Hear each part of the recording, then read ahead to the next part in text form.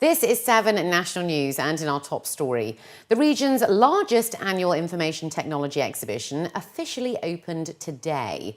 GITEX technology is now in its 33rd edition, staging its biggest event yet and showcasing the latest in global IT trends, technologies and much more. His Highness Sheikh Mohammed bin Rashid Al Maktoum, the Vice President and Prime Minister of the UAE and ruler of Dubai, inaugurated and toured the 4-day event. His first stop was the Smart City stand, where the future of Dubai was on display. This year, Dubai's smart government is also among those with the biggest participation, showcasing 32 government departments.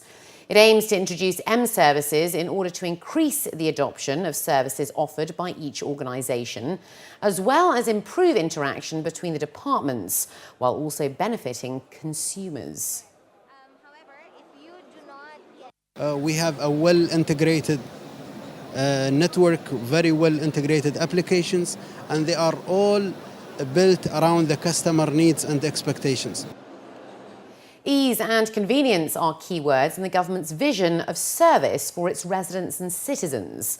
In May, the ruler of Dubai announced the launch of the Middle East's first M-government service, aimed to be fully implemented in 24 months.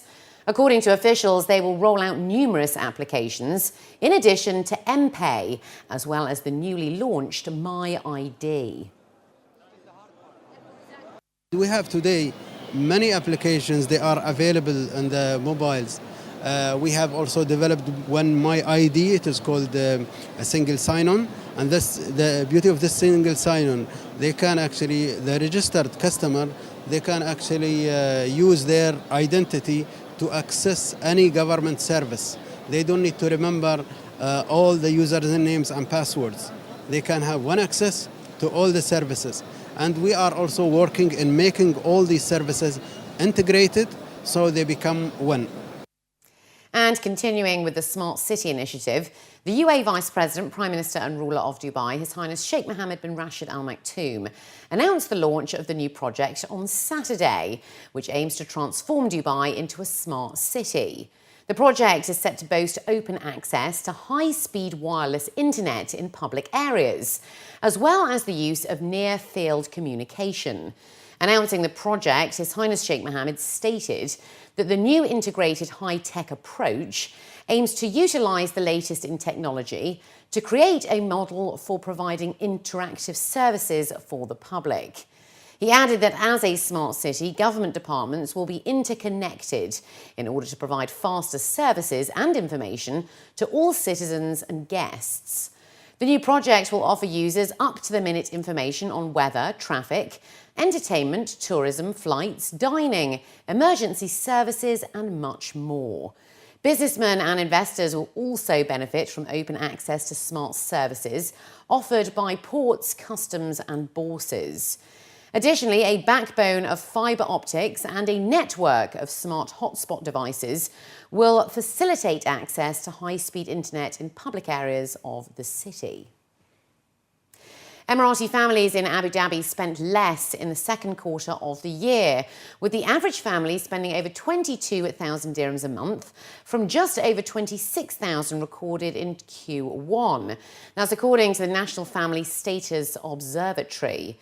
The survey showed that during the second quarter, spending proportion on food, drinks and tobacco, as well as spending on housing such as rent, water, electricity, communications, furniture, maintenance and other housing necessities, represented about 43% of the average total spend, down from 55% of total spend back in 2007 and 2008. The survey also indicated that about 84.4% of national families surveyed were owners of their own houses, and only about 15.6% were tenants. About 24.9% were claiming housing allowances, which paid for about 90% of the rental value of the house, and houses had an average value of monthly rent of about 10,422 dirhams a month. Additionally, the percentage of heads of households who borrowed money in Abu Dhabi during Q2 stood at 56%, while around 62% of the people surveyed who got a loan said the main reason for it was to buy a car. Emiratis are waiting longer to get married, and in turn the divorce rate is lowering, according to recent figures from the Abu Dhabi government. The Statistics Centre Abu Dhabi shows that local women were married at an average age of 25.9 last year, up from 23.7 back in 1995. Emirati men are also taking more time, as last year the average age was 26.8, 2 years longer than in 1995. Off the back of this, experts say that delaying marriage seems to have led to a wiser choice of spouses, as the rise in divorce rates has stopped. Last year, 1,700 divorces were registered, compared with 1,803 the previous year, a 5.7% drop.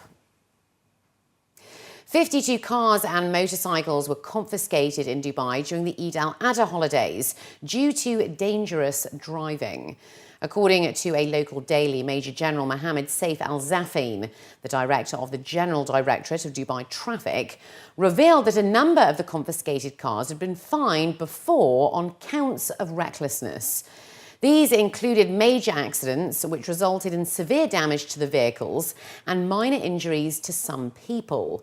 He also revealed that one vehicle was caught doing 158 kilometres per hour, who had also committed 4 traffic violations within 10 days. Dubai has come in among the top 5 global cities for lifestyle choices for investors. That's according to the latest report, and came in at the top spot in terms of education options and a sunny climate. Property consultancy Knight Frank released the report, which also took into account leisure facilities and restaurants.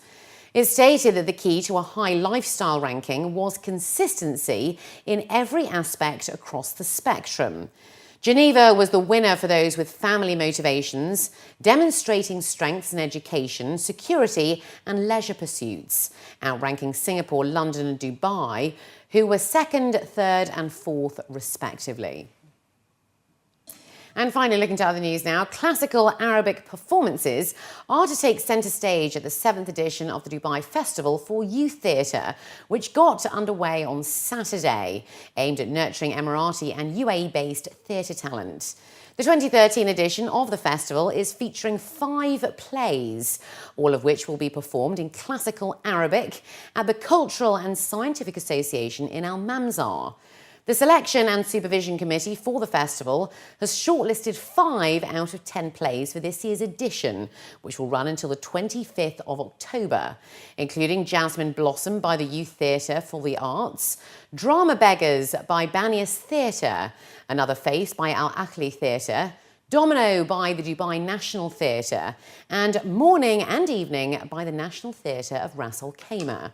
Kicking off the 7th edition was a guest performance by specially abled actors called Bab Al Baraha, produced by the Ministry of Social Affairs, which depicts the story of 4 old disabled men who live in an elderly home.